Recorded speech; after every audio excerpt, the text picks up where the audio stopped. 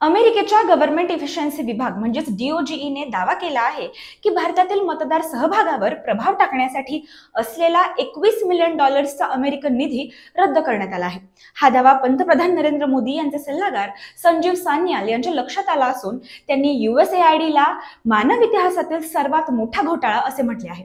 Biden प्रशासनाच्या कार्यकाळात मानवतावादी कारणांसाठी वितरित करण्यात आलेल्या निधीतील अनियमितता शोधण्याचे काम DOGE करत आहे।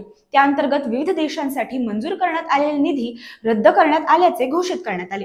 DOGEच्या या खुलाशानंतर भाजपने भारतीय निवडणुकीच्या प्रक्रियेत परकीय हस्तक्षेपाचा मुद्दा उपस्थित केला आहे। यावर पंतप्रधानांच्या आर्थिक सल्लागार समितीचे सदस्य संजीव सान्याल यांनी ट्विटरवर लिहिले आहे, USAID हा मानवाच्या इतिहासातील सर्वात मोठा घोटाळा आहे।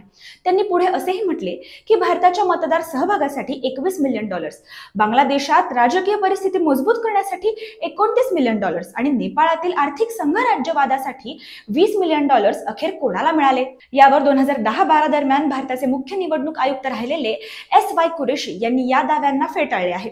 त्यांनी स्पष्ट केले की 2012 मध्ये ECI ने international foundation for electoral system सोबत प्रशिक्षणासाठी करार केला होता, पण त्यात कोणताही निधी किंवा आर्थिक मदतीची हमी नव्हती।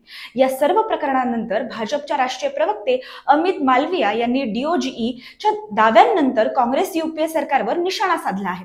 ते म्हणाले की भारतीय संस्थांमध्ये परकीय शक्तींनी घुसखोरी करण्यास काँग्रेसने मोकळीक दिली। या शक्ती भारताला कमकुवत करण्याचा प्रयत्न करत आहेत। अशाच महत्त्वाच्या माहितीसाठी माईक टेस्टिंग मराठीला नक्की फॉलो करा।